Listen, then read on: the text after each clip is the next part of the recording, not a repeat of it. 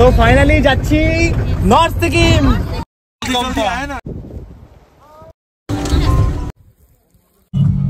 Zero point में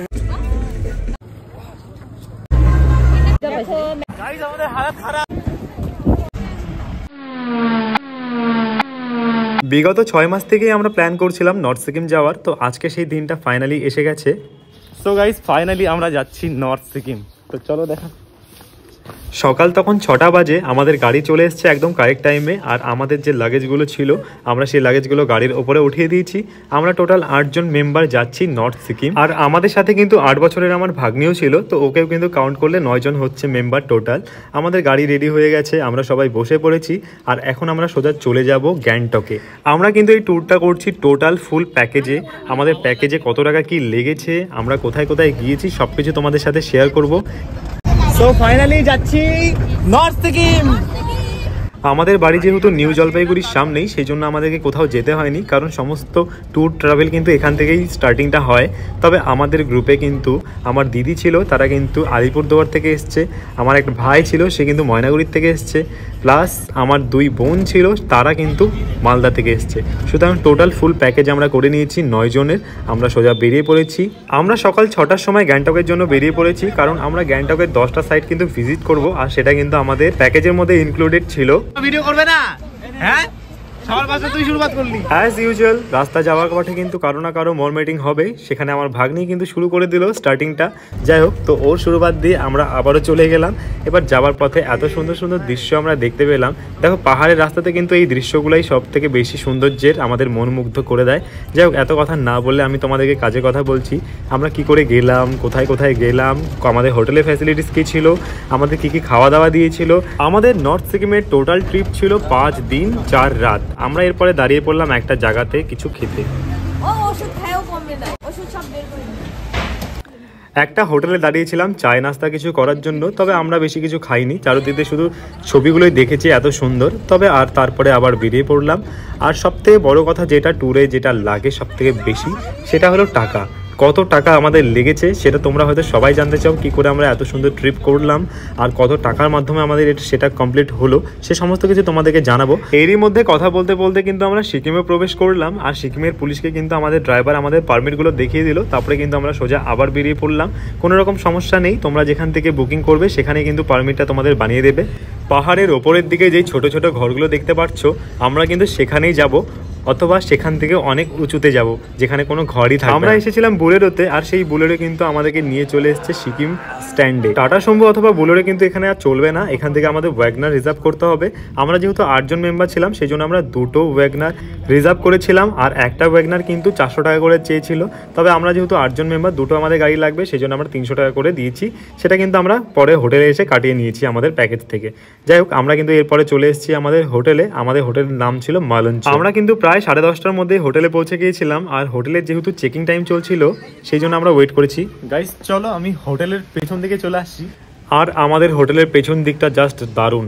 আর অনেক সকালে যেহেতু আমরা না খেয়ে বেরিয়েছিলাম, সেই জন্য কিন্তু আমাদের খিদে পেয়ে গিয়েছিল। আমরা বাড়ির থেকে আগের দিনই রুটি আর আলু ভাজা বেগুন ভাজা করে নিয়েছিলাম, সেগুলোই আমরা এখানে পেট পুরে খেয়েছি হোটেলের রেস্টুরেন্টে। কারণ গাইজ আজকে সকালে ব্রেকফাস্ট কিন্তু আমাদের প্যাকেজে ইনক্লুডিং ছিল না, সেই জন্যই কিন্তু। তারপরে আমাদের রুমে আমরা চলে গেছি। তোমরা দেখতে পাচ্ছ রুমটা, আমাদের রুম কিন্তু দারুণ সুন্দর। 2টো বেড দিয়েছে, আর হচ্ছে ওয়াশরুমটাও জাস্ট দারুণ, কোনো রকম কোনো সমস্যা হয়নি। তবে রুমের মধ্যে একটু গন্ধ টাইপের ছিল, সেটা কিন্তু অন্য রকমের।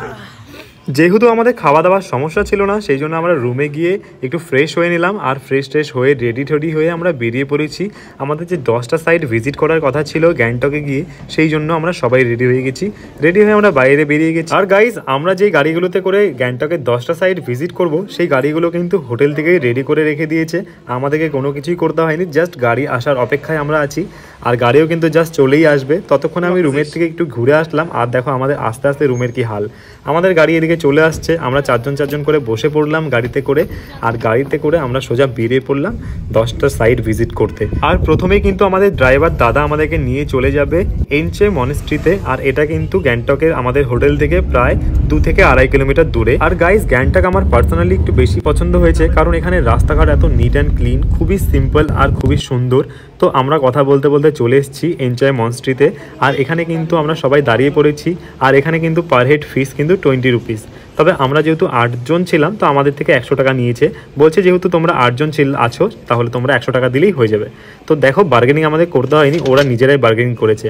তবে একটা জিনিস বুঝলাম, ওখানে গিয়ে কিন্তু বার্গেনিং করা যায় খুব ইজিলি, আর সেটা কিন্তু মেনেও নেয় ওরা। গাইস তোমরা যদি এখানে যাও তাহলে খুব তাড়াতাড়ি কিন্তু সাইটগুলোকে ভিজিট করতে হবে, কারণ এরপরে এক এক করে কিন্তু 10টা সাইট আমাদের দেখা বাকি আছে।